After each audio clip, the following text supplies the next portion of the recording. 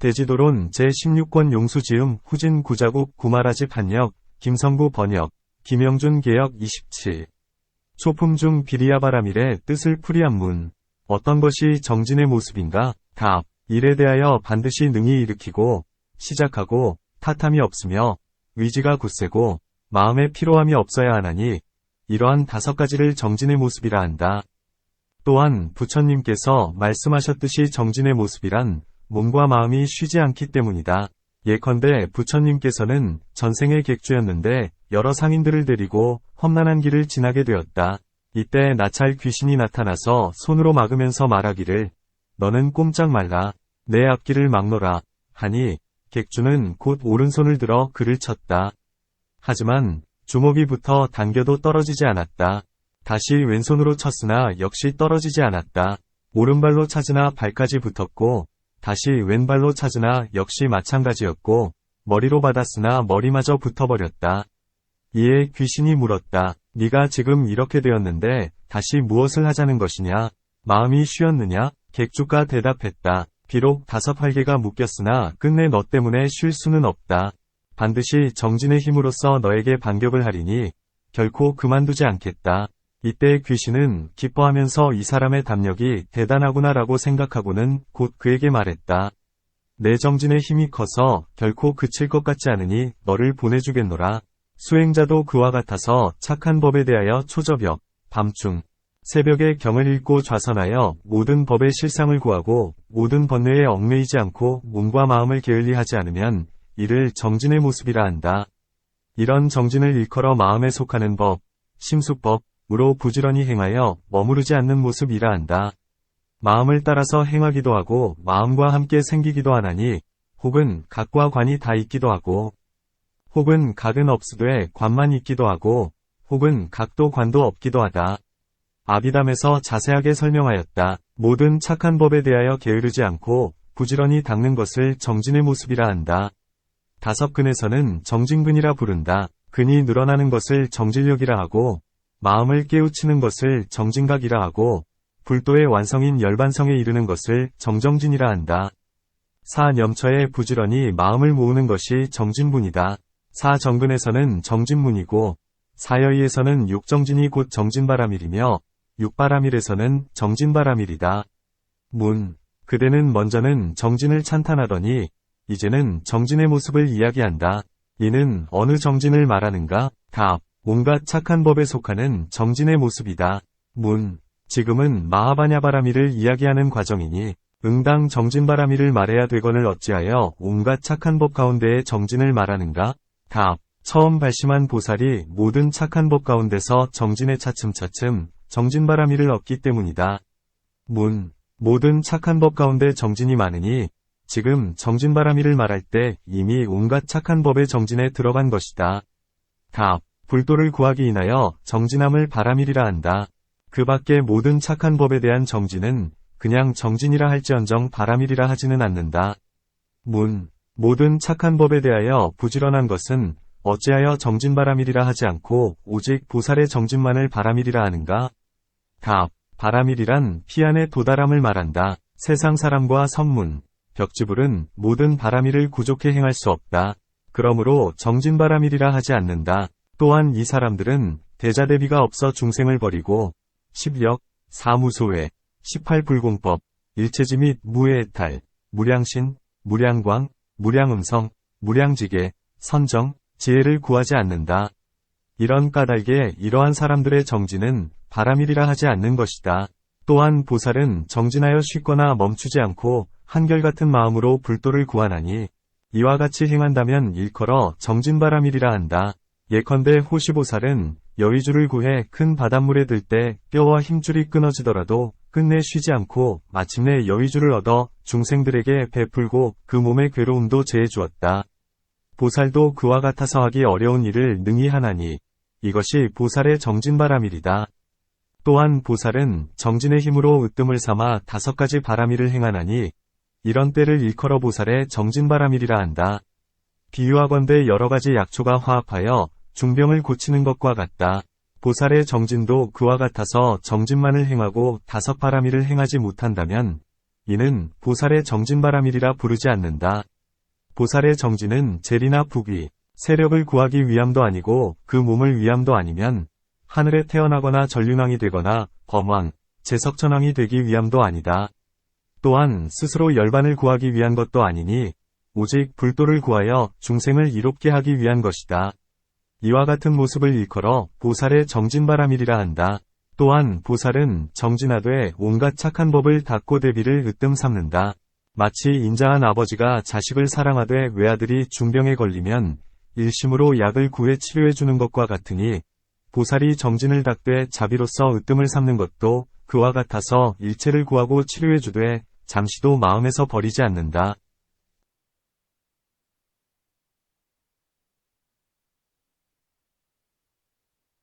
또한 보살은 정진하되 실상 지혜로서 으뜸을 삼아 육바라미를 행하나니 이것을 보살의 정진바라밀이라 한다. 모든 법의 실상은 무의이고 무작이며 정진은 유의이고 유작의 모습이건을 어찌 실상으로 으뜸을 삼는가? 답. 비록 모든 법의 실상이 무의이고 무작임을 알기는 하나 본원의 대비로서 중생을 제도하려는 까닭에 자기 없는 가운데서 정진의 힘으로 모든 중생을 제도하려는 것이다.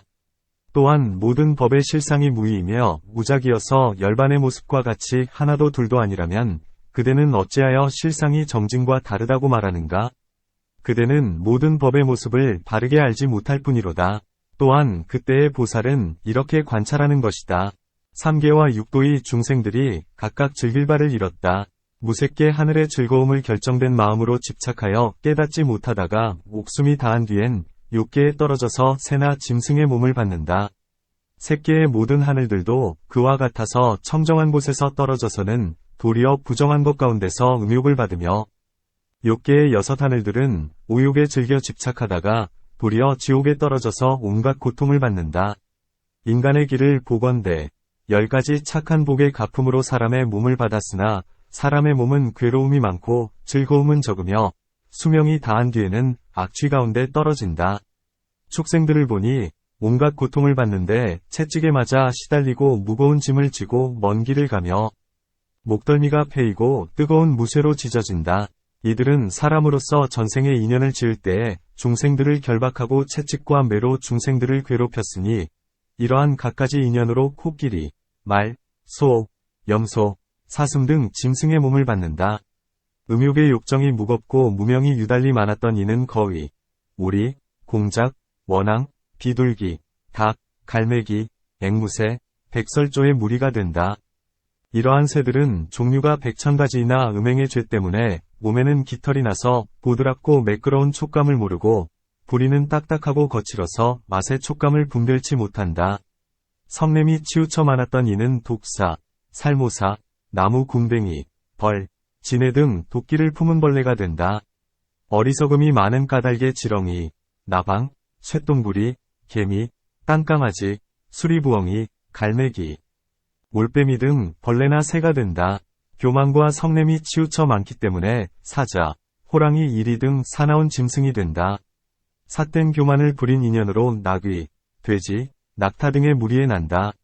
인색함, 탐냄, 질투, 경솔함, 조급함 때문에 원숭이, 곰 등의 몸을 받는다.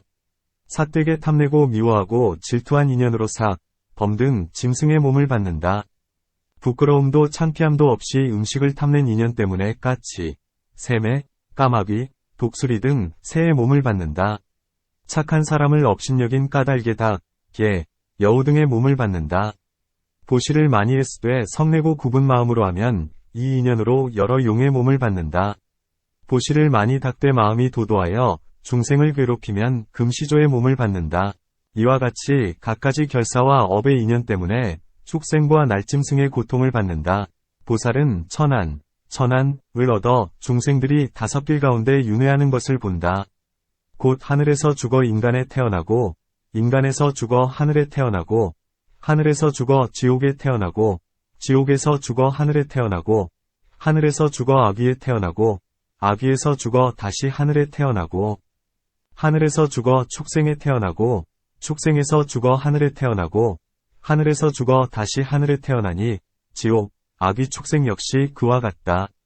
6계에서 죽어 새끼에 태어나고 새끼에서 죽어 욕계에 태어나고, 욕계에서 죽어 무새끼에 태어나고, 무새끼에서 죽어 욕계에 태어나고, 욕계에서 죽어 욕계에 태어나니, 새끼, 무새끼 역시 그와 같다.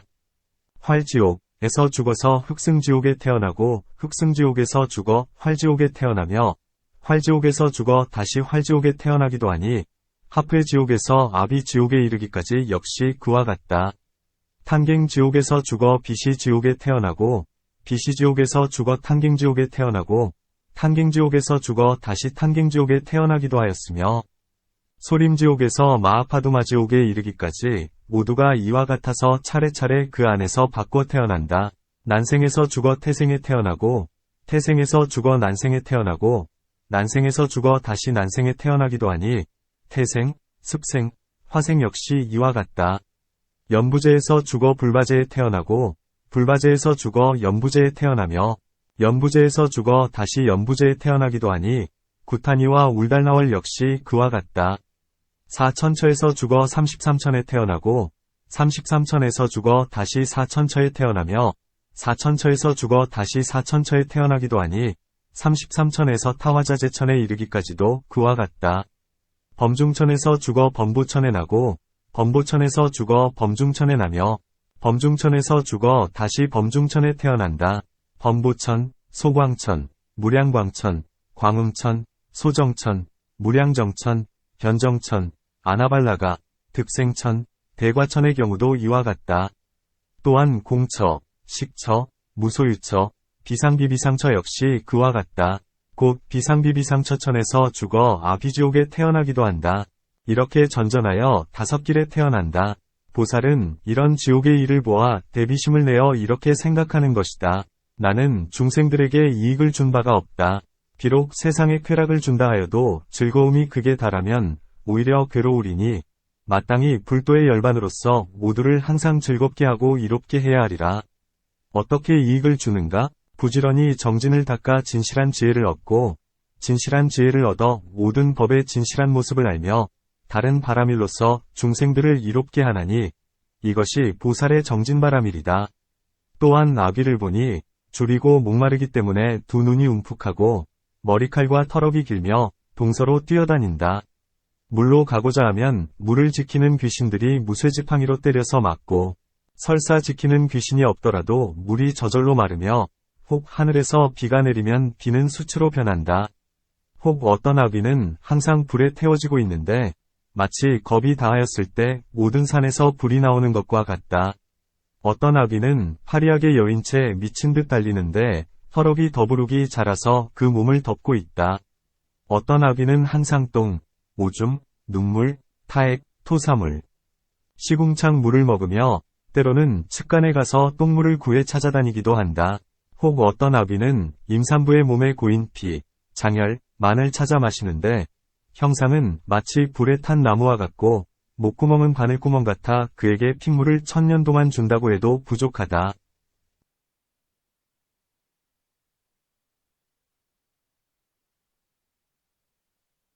어떤 아비는 스스로 자기의 머리를 깨뜨려 제 손으로 뇌수를 꺼내 핥아먹으며 어떤 아비는 모양이 마치 흑산 같은데 무쇠사슬로 목이 묶인 채 머리를 잡아당기면 살려달라며 옥졸에게 애걸한다.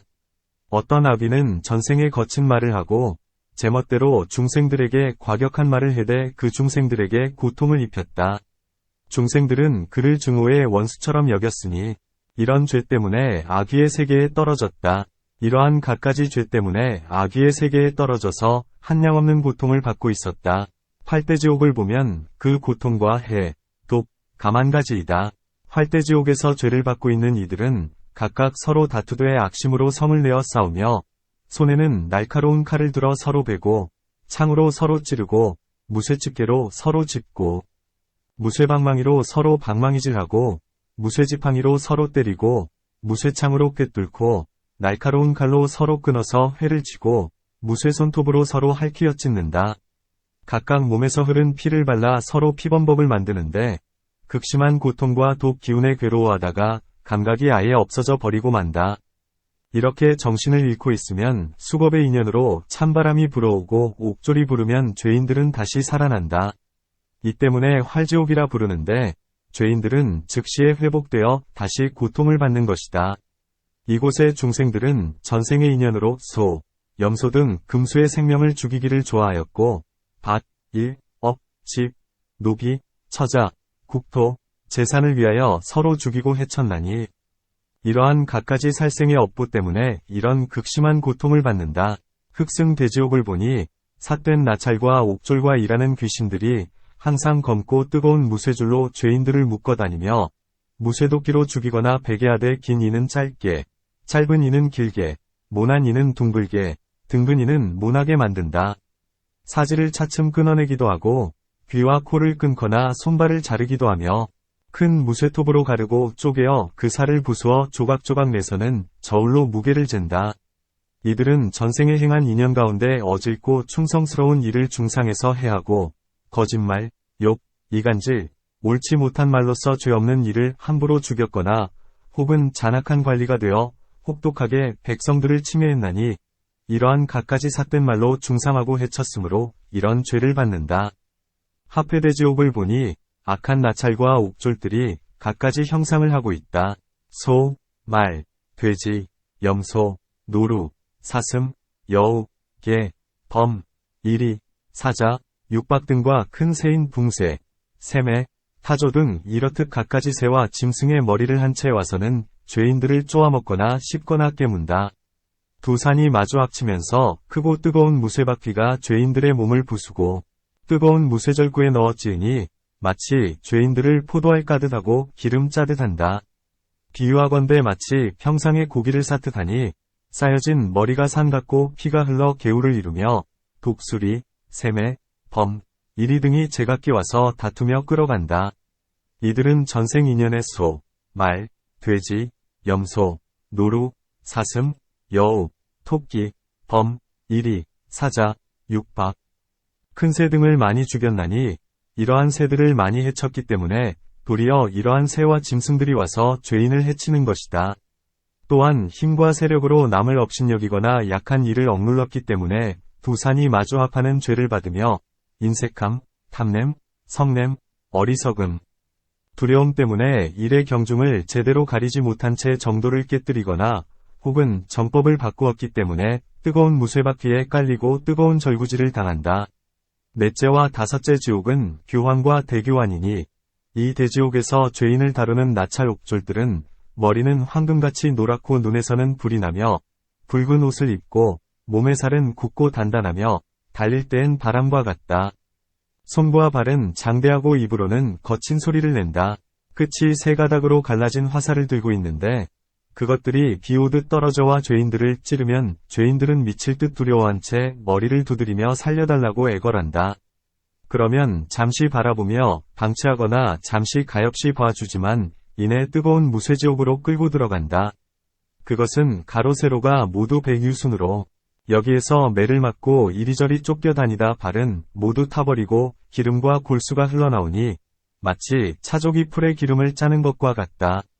무쇠방망이로 머리를 때리자 머리가 깨어져서 골수가 흘러나옴이 마치 걸죽한 타락병, 락병, 이 깨진 것과 같으며 베고 쪼개고 벗겨내니 그 몸이 문드러져 버린다. 그리고는 다시 무쇠집으로 끌고 들어가는데 지붕 사이에서는 검은 연기가 피어오르고 있다. 서로 밀고 누르며 다시 원한을 품고 서로 해친다. 어째서 나를 누르느냐며 소리를 지르다가 겨우 빠져나가려 하니 곧 문이 닫혀버리니 문 안에서 큰 소리로 울부짖는 소리가 끊이지 않는다. 이 사람들의 전생 인연을 보자면 모두가 말과 저울을 속여 그른 법으로 일을 판단하고 맡았던 것을 돌려주지 않고 약한 일을 업신여기고 빈궁한 일을 괴롭혀 그들로 하여금 통복하게 하고 남의 성곽을 무너뜨리고 취락을 부수어 상해하고 겁탈의 집집마다 실과 원망의 도끼를 품게 했으며 온 성안이 절규하게 하였다. 때로는 거짓으로 속이고 꿰어 그들을 유혹해 나오게 하고는 다시 해쳤나니 이러한 갖가지 인연으로 이와 같은 죄를 받는 것이다. 대교환지옥의 사람들은 모두가 굴에 사는 생명들을 연기 피워 죽이거나 어두운 감옥에 가두거나 혹은 굴 속에다 불을 놓아 죽이거나 우물에다 던져 넣거나 남의 재물을 겁탈하는 등 이러한 갖가지 인연으로 대교환지옥의 죄를 받는다. 여섯째와 일곱째는 열지옥과 대열지옥이다. 그곳에는 두 채의 큰 구리가마가 있으니 하나는 난타라하고 또한 하나는 발란타, 진나라 말로는 휘 또는 데이이다 라고 한다. 그 가마에는 소금물이 가득 끓고 있는데 나찰 귀신인 옥졸들이 죄인을 그 속에 던져 넣으니 마치 요리사가 고기를 삶듯 한다. 사람은 솥 안에 다리는 위로 가고 머리는 아래로 내려간 채 넣어지는데 마치 삶은 콩이 풀어지듯이 뼈마디가 흩어지고 가죽과 살이 떨어져 나가며 이미 익어 문드러진 줄 알면 다시 갈고리로 찍어 꺼낸다. 전생에 지은 행업의 인연으로 서늘한 바람이 불어와서 다시 살아나는데 그러면 다시 숯불 구덩이 지옥에 던져 넣거나 혹은 끓는 똥물 지옥에 담가두거나 한다.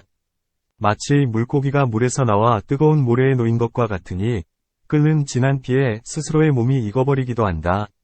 숯불 구덩이에서 나오면 이글거리는 뜨거운 평상 위에 올려져서 강제로 앉혀지는 데 눈, 귀, 코, 입과 일체의 모공에서 불길이 뿜어나온다. 이 사람은 전생에 부모와 스승과 사문, 바라문을 괴롭히고 선량한 사람이나 복밭을 괴롭히어 마음이 끓어오르게 하였으니 이런 죄 때문에 열지옥의 고통을 받는 것이다. 혹은 전생에 목숨을 삼거나 돼지, 염소 등을 구웠거나 나무로 사람을 꿰뚫어 산채로 구웠거나 혹은 사냐나 불탑, 마을, 정사, 천신을 모신 사당을 태웠거나 혹은 중생들을 불구덩이로 밀어넣는 등 이와 같은 갖가지 인연으로 이 지옥에 태어나는 것이다.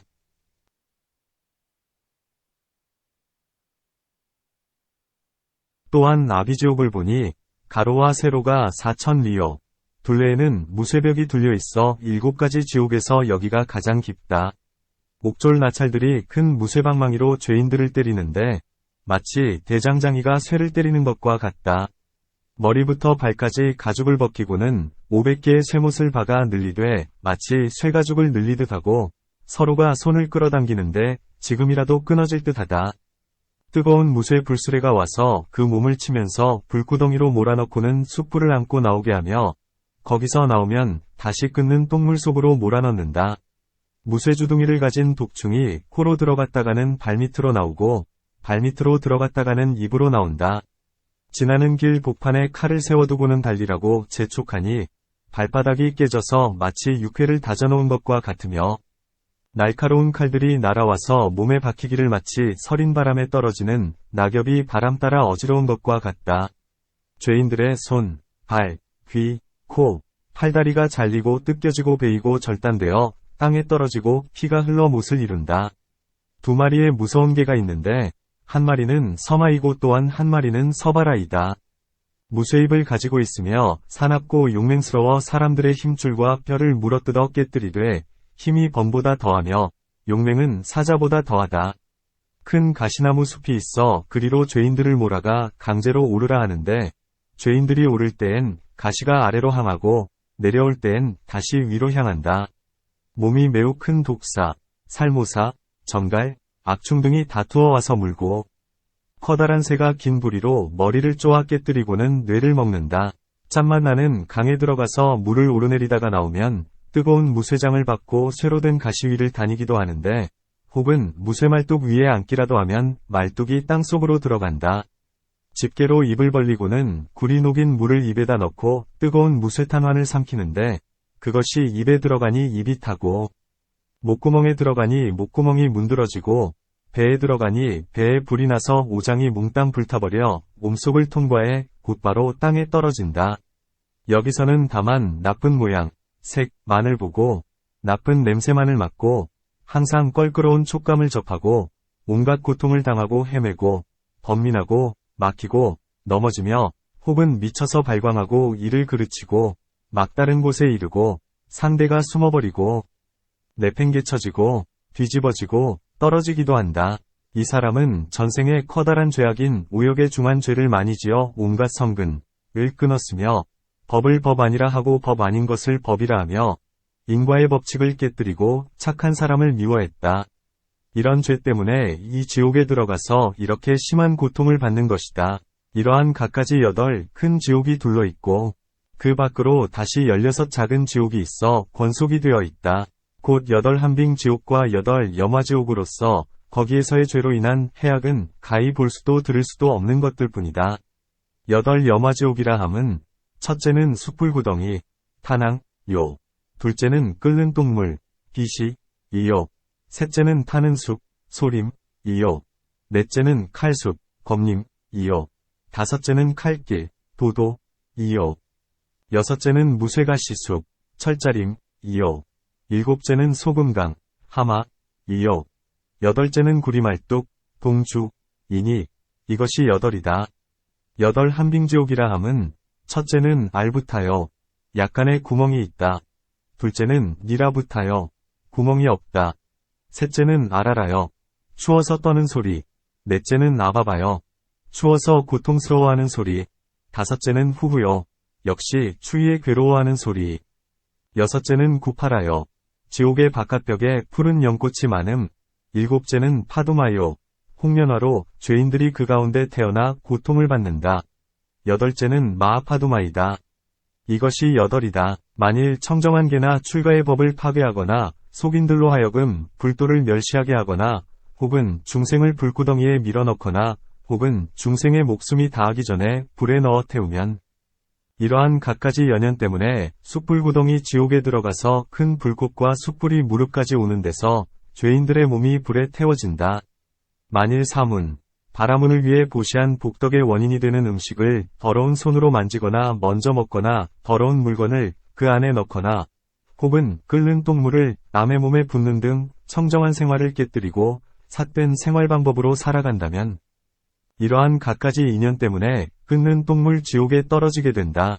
끓는 똥물은 깊고 넓어서 바다와 같은데 거기에 무쇠주둥이를 가진 벌레가 있어 죄인들의 머리를 쪼개어 꼴을 먹고 뼈를 깨뜨려 골수를 먹고 있다. 만일 초목을 태우고 벌레들을 죽이거나 혹은 숲을 불태워 크게 사냥을 하면 이러한 갖가지 인연 때문에 타는 숲 지옥에 떨어진다. 여기에서는 초목이 불타올라 죄인들을 태운다. 만일 칼을 들고 싸우다가 사람을 해치거나 혹은 묵은 원수를 갚으려 나무를 베어 넘어뜨려 사람을 압사시키거나 혹은 어떤 사람이 성실한 말로 일러주더라도 도리어 모함을 하면 이러한 갖가지 인연 때문에 갈숲 지옥에 떨어진다. 이 지옥에 죄인들이 들어오면 바람이 칼립을 불어와 손, 발, 귀, 코를 모두 베어 땅에 떨어뜨리는데 이때 숲 속에 있던 까마귀, 새매, 사나운개 등이 와서 그 살을 뜯어먹는다. 만일 날카로운 칼로 사람을 찌르거나 작대기나 창으로 사람을 해치거나 길을 끊거나 다리를 무너뜨리거나 바른 법을 파괴하고 바르지 못한 법을 일러준다면 이러한 갖가지 인연 때문에 칼길 지옥에 떨어진다. 칼길 지옥이라 함은 절벽 사이에 난 좁은 길에 날카로운 칼이 세워져 있고 죄인들로 하여금 그 위를 지나가게 하는 곳이다. 만일 삿된 음행으로 남의 부녀자를 범하거나 즐거운 촉감을 지나치게 탐내면 이러한 갖가지 인연 때문에 쇠가시지옥에 떨어진다. 가시나무의 높이는 한 유순인데 위에는 커다란 독사가 미녀의 몸으로 변해 나타나서 올라와서 함께 즐겨봅시다 라며 이 죄인을 부르는데 옥졸이 그를 몰아 위로 오르게 한다. 가시가 모두 아래로 향하여 죄인의 몸을 찔러 그 해독이 때와 골수에까지 스며든다. 나무 꼭대기에 오르면 미녀는 다시 독사의 몸으로 변하여 죄인의 머리를 깨뜨리고 뱃속으로 들어가서 곳곳에다 구멍을 내니 온통 부서지고 문드러진다. 잠깐 사이에 다시 살아나서 몸이 전과 같이 회복되는데 변화한 미녀는 다시 나무 밑에서 이 죄인을 부른다. 또한 옥졸도 화살을 위로 향해 쏘면서 내려오라 부르니 다시 내려오면 가시가 다시 위로 향해 찔러온다. 이윽고 땅에 이르면 변화한 여자는 다시 독사로 바뀌어 죄인의 몸을 부순다. 이렇게 오래오래 지속되다가 뜨거운 무쇠가시 숲에서 벗어나면 멀리 맑은 물이 있는 것이 보이기에 기대하며 달려가서 뛰어드니 물은 뜨겁게 끓는 소금물로 변해버린다. 죄인이 그 안에서 잠깐 머무는 사이에 가죽과 살이 흩어지고 뼈만이 물속에 서 있는데 옥졸인 나찰들이 갈고리로 찍어내어 언덕 위에 둔다. 이 사람은 전생 인연에 물에 사는 종족인 물고기, 자라 등을 해치고 죽이거나 혹은 사람과 중생을 물속이나 끓는 물, 얼음물 속으로 밀어넣었기 때문에 이러한 갖가지 악업의 인연으로 이런 죄를 받는다.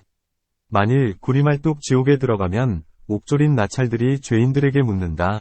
너는 어디에서 왔느냐? 이에 죄인이 대답한다. 나는 괴로워서 온 곳을 알 수 없다.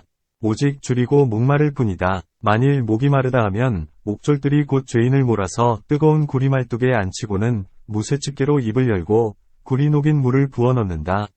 만일 시장하다 하면 구리말뚝에 앉히고는 무쇠탄환을 삼키게 하는데 입에 들어가면 입이 타고 목구멍에 들어가면 목구멍이 문드러지고 배에 들어가면 배를 태우고 오장을 모두 망가뜨리고는 곧장 아래로 통과하여 땅에 떨어진다. 이 사람은 전생인연에 남의 재물을 빼앗거나 훔쳐서 자기의 입만을 시중들었거나 혹은 출가한 이들에게 거짓으로 병을 빙자하여 소락과 기름, 성밀 등을 구했거나 혹은 선도 계도 지혜도 없으면서 남의 시주를 지나치게 받았거나 혹은 거친 말로 남을 해쳤나니 이러한 갖가지 전생의 인연으로 구리말뚝 지옥에 떨어진다. 어떤 사람이 알부타 지옥에 떨어지면 거기에는 얼음이 쌓여 있다. 독한 바람이 불어오면 죄인들의 가죽과 털이 찢어져 떨어지고 힘줄과 살이 끊어지며 뼈가 부서지고 골수가 드러났다가 이내 다시 완쾌되는데 다시 처음과 같이 벌을 받는다. 이 사람은 전생 인연에 추운 날씨에 남의 옷을 벗겼거나 혹은 추운 사람의 땔감을 겁탈에 훔쳤거나 혹은 거친 용이 되어 성내고 원망하고 화를 내어 큰 우박, 비, 얼음을 내려 사람들을 얼려 죽였거나 혹은 부처님이나 부처님의 제자들이나 계행을 지니는 이들을 천대하고 헐뜯었거나 혹은 입에 4가지 업으로 온갖 무거운 죄를 지었나니 이러한 갖가지 인연으로 알부타지옥에 떨어진다. 니라부타지옥도 그러하나니 알부타에는 약간의 구멍이 있어 들고 날 수가 있지만 니라부타에는 드나들 구멍조차 없다. 아바바, 아라라, 후후, 이 세 지옥은 찬바람에 덜덜 떨면서 입을 열지 못하나니 그 비명소리로 인하여 지옥의 이름이 붙여졌다. 구파라지옥에는 얼어붙은 얼음이 널리 퍼진 것이 마치 푸른 연꽃 같고 파두마지옥은 형상이 이 세상의 붉은 연꽃 같다. 마하파두마지옥에는 구가리, 제바달다의 제자, 위 주처가 있다. 지혜 있는 사람이 이 말을 들으면 놀라서 말하기를 이 무명, 성냄, 애욕의 법 때문에 이런 고통을 받는다 하는데 나왔다가는 다시 들어가 끝도 한도 없다. 보살은 이런 것을 보고는 생각하는 것이다. 이 괴로운 업의 인연은 모두가 무명과 모든 번뇌에서 생긴 것이니 나는 마땅히 정진하고 부지런히 육도를 닦아 모든 공덕을 모으며 모든 중생들의 오도의 고통을 끊어주리라. 그리고는 위대한 연민을 일으켜 더욱 정진한다.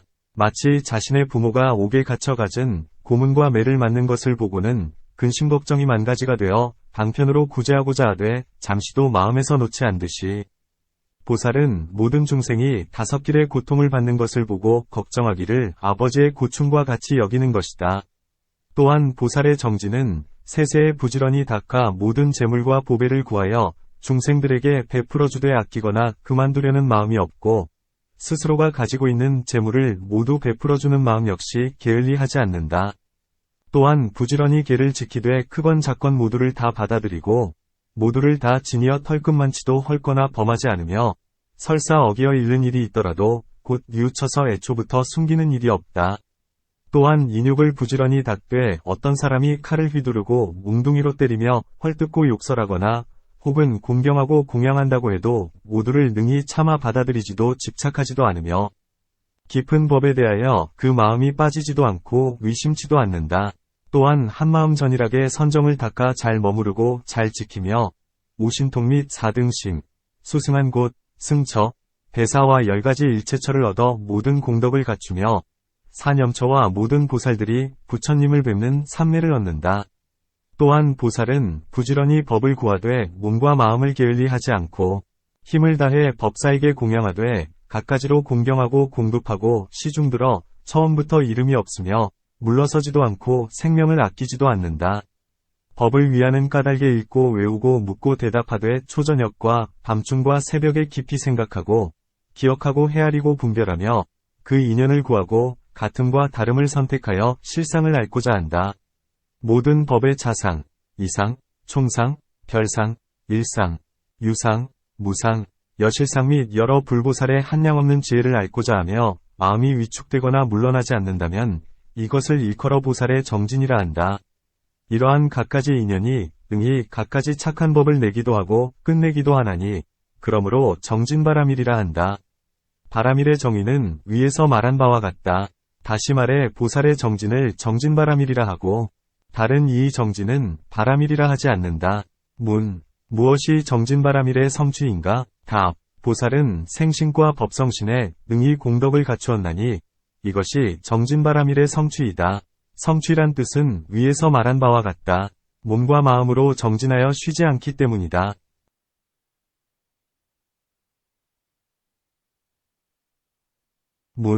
정진은 마음에 속하는 법이건을 어찌하여 경에서는 몸의 정진을 말하는가?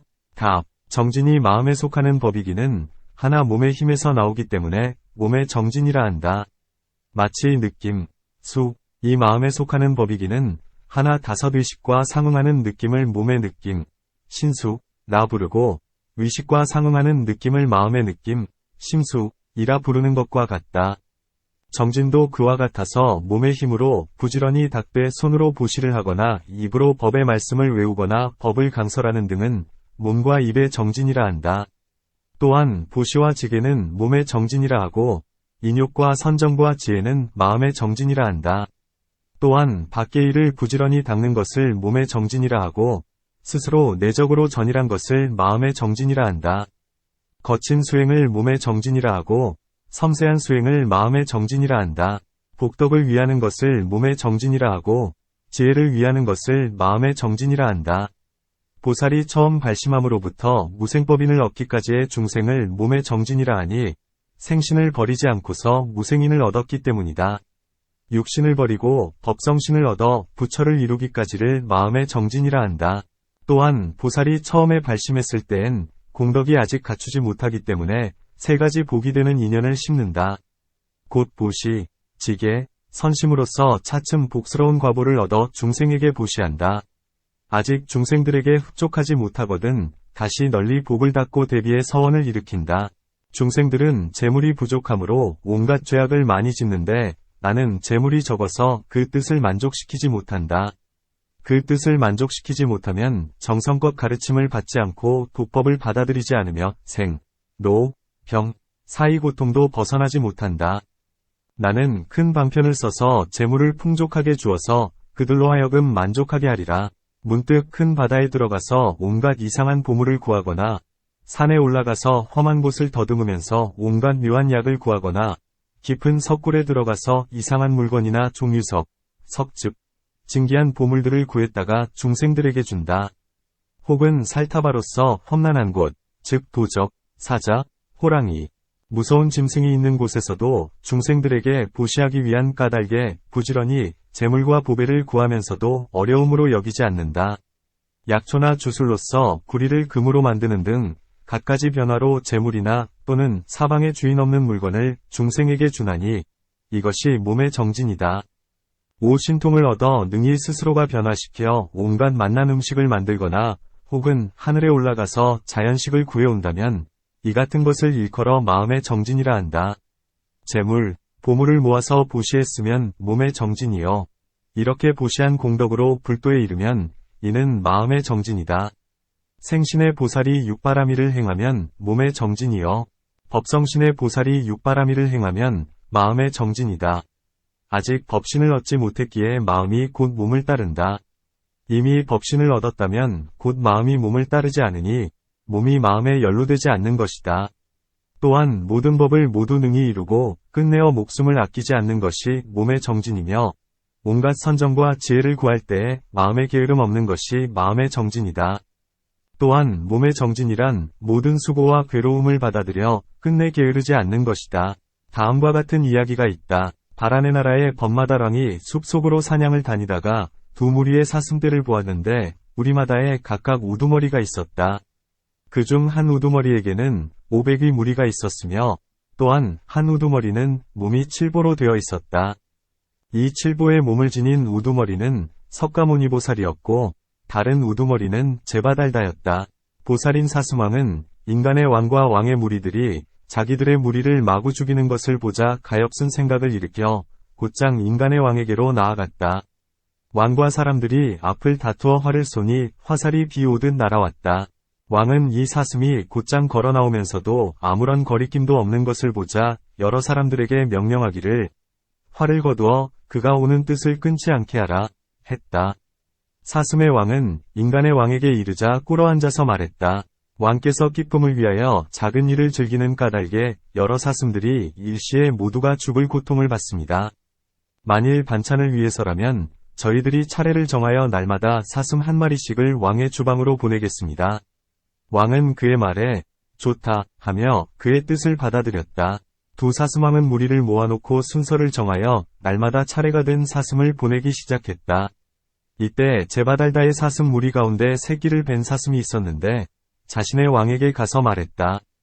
나는 오늘 죽으러 가야 할 차례입니다만 아기를 베었습니다. 아기는 차례가 아니오니 바라건대 잘 헤아리시어 죽을 자를 바꿔주시어 앞으로 태어날 자로 하여금 액난을 만나지 않게 해주옵소서. 그러자 사슴 왕은 성을 내어 말했다. 누가 죽음을 싫어하지 않겠느냐. 차례가 왔거든 그냥 가거라. 어찌 핑계를 대는가. 암사슴은 생각했다. 우리 왕은 인자하지 못해서 이치에 맞는 용서를 베풀지 못한 채 나의 말을 살피지도 않고 화만 내니 말을 할 필요가 없다. 여기에서 그녀는 보살왕에게로 가서 사정을 말했다. 그러자 보살왕이 그 사슴에게 물었다. 그대의 왕은 무슨 말을 하더냐? 사슴이 대답했다. 저의 왕은 인자하지 못합니다. 일의 형편을 헤아려 보지도 않은 채 성만 냅니다. 하지만 대왕의 인자함은 일체에 미치기에 이렇게 와서 귀의하는 것이옵니다. 오늘 같은 경우 비록 천지가 넓다고 하나 제 사정을 호소할 곳이 없습니다. 보살은 생각했다. 이는 대단히 불쌍한 일이로다. 만약에 자신의 이치에 맞지 않는다고 어찌 도리를 굽히어 새끼 사슴을 죽게 하겠는가?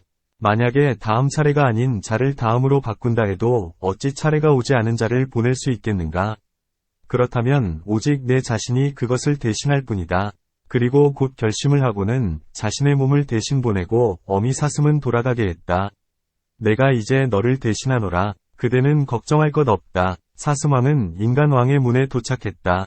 많은 사람들이 이것을 보고는 사슴왕이 스스로 찾아온 것을 이상히 여겨 왕에게 보고했다.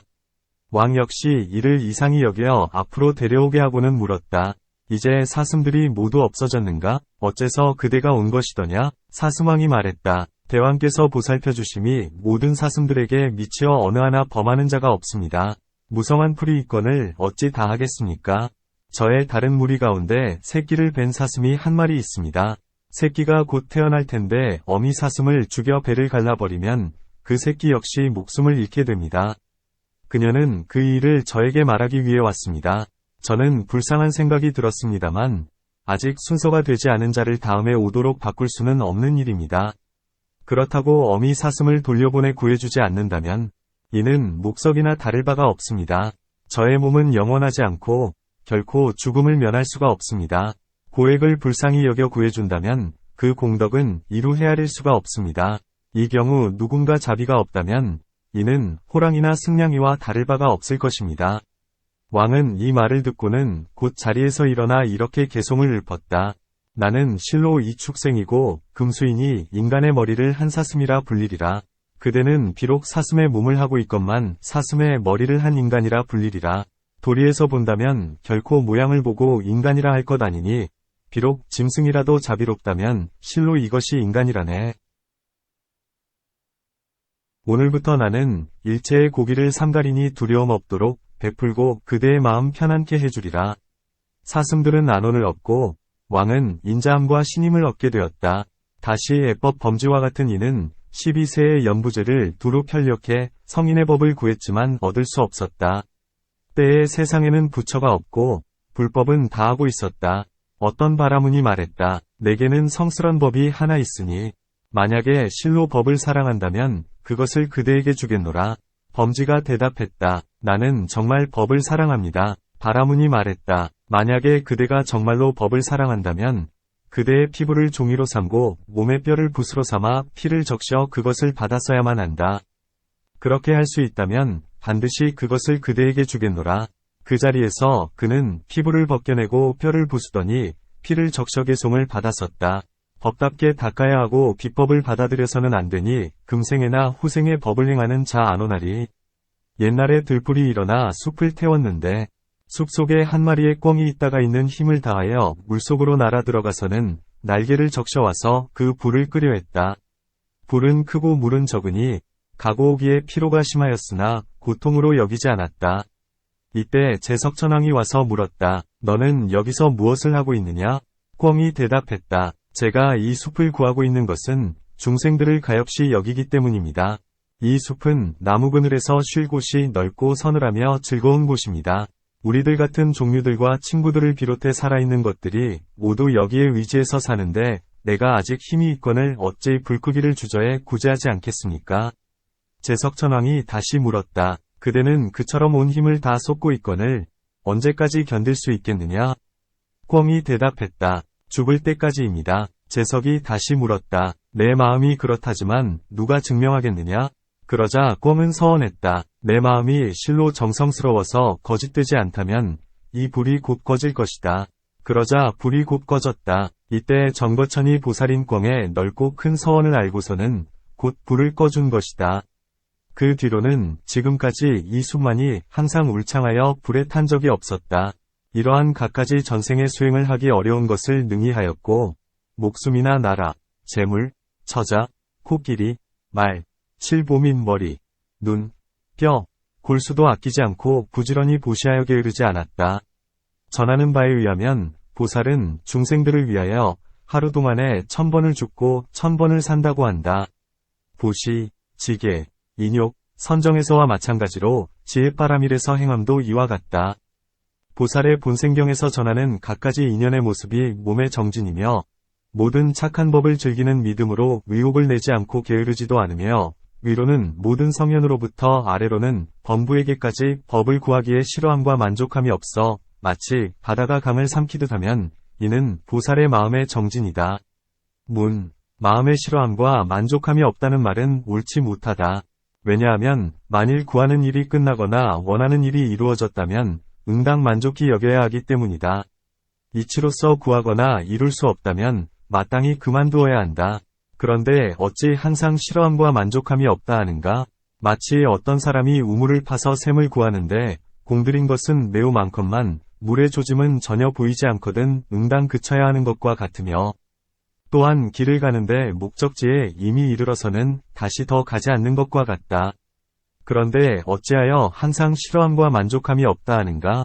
답. 보살의 정진은 세상의 비유로서 견줄 수 없다. 마치 우물을 파는데 힘이 적으면 물을 얻지 못할지언정 물이 없는 것은 아닌 것과 같다. 만일 여기에 물이 없으면 다른 곳에는 반드시 물이 있을 것이다. 마치 가야 할 곳이 있는 것과 같이 반드시 부처의 지위에 이르기를 구해야 하나니 부처를 구하는 마음에 만족함이 없고 사람을 가르치기에 게으름이 없기 때문에 싫어함이 없다고 한다. 또한 보살의 정진은 서원이 크고 넓어서 모든 중생을 다 제도하고자 하나 중생이 다함이 없으므로 정진도 다함이 없는 것이다. 그대가 말하기를 일이 끝나면 응당 그쳐야 된다. 고하나 이는 옳지 못하다. 비록 부처의 지위에 이르렀으나 중생이 다하지 않으므로 쉴 수가 없다.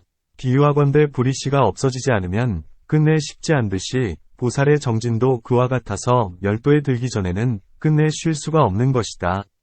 그러므로 18불공법에서도 욕망과 정진, 두 가지는 항상 닦는다 했다. 또한 보살은 법에는 머무르지 않고 반야바라밀에 머물러서 정진을 그만두지 않나니 이것은 보살의 정진이요 부처님의 정진은 아니다. 또한 보살이 아직 보살의 도를 얻기 전에는 생사의 몸인데 좋은 일로서 중생에게 보시하였을 때 중생이 도리어 착하지 못한 일을 가하기도 하고 혹 어떤 중생은 보살이 칭찬하여도 도리어 욕을 하기도 하며 보살이 공경하여도 도리어 업신여기기도 한다. 보살이 어여삐 생각하여도 도리어 허물을 찾아내고 중상하려 하니 이런 중생들은 아무런 세력도 없이 보살을 괴롭히려 할 뿐이다. 보살은 이런 중생들에 대하여 서원을 일으키되 내가 불도를 얻으려는 것은 이 사뜩이 그지없는 악한 무리를 제도하기 위함이다. 라며 이 악한 중생들에 대해 그 마음을 게을리하지 않으며 크게 불쌍히 여기는 마음을 일으킨다. 마치 인자한 어머니가 아들이 병들면 걱정과 근심을 버리지 않듯이 하나니 이러한 모습이 보살의 정진이다. 또한 보시바라밀을 행할 때에 시방에서 거지들이 와서 구걸을 하는데 구하지 말아야 할 것을 모두 구하거나 또는 아끼고 소중히 여겨버릴 수 없는 물건까지를 구하면서 말하기를 나에게 두 눈을 주시오. 혹은 나에게 머리, 뇌, 골수, 사랑하는 처자와 귀중한 보물을 주시오. 하며 이처럼 버리기 어려운 것을 구걸하는 자가 억지로 찾더라도 그 마음이 조금도 요동하지 않고 인색함과 성내는 마음도 일으키지 않으며 의욕하는 마음도 내지 않고 전일한 마음으로 불도를 위하는 까닭에 보시를 한다. 마치 수미사는 사방의 바람에 흔들리지 않는 것 같다. 이러한 갖가지 모습을 정진바람일이라 한다. 또한 보살이 부지런히 5바람일을 행하면 그것을 정진바람일이라 한다. 만일 지게바람일을 행할 때에 어떤 사람이 와서 세 벌의 옷과 바로를 달라고 했을 때 만일 준다면 개를 훼손하게 된다. 왜냐하면 부처님께서 허락하지 않으셨기 때문이다. 주지 않는다면 보시바람일의 정진을 깨뜨리거늘 어찌하여 5가지를 두루 행한다 하는가? 답. 새로이 행하는 보살이 한 세상, 한 시간에 5가지 바람일을 두루 행하기 어렵다. 예컨대 보살이 보시바람일을 행할 때에 호랑이가 굶주린 나머지 자신의 새끼를 잡아먹으려는 것을 보자 곧 가엾은 마음을 일으켜 자신을 보시했다. 보살의 부모는 자식을 잃은 까닭에 근심하고 슬퍼하다가 두 눈이 어두워지고 호랑이는 보살을 죽였으므로 역시 죄를 짓게 되었다. 하지만 부모의 슬픔과 호랑이의 살생의 죄에 대해 그 무게를 잴 필요는 없으니 오직 보살은 보시바라미를 원만히 성취해 복덕을 얻고자 한 것이다.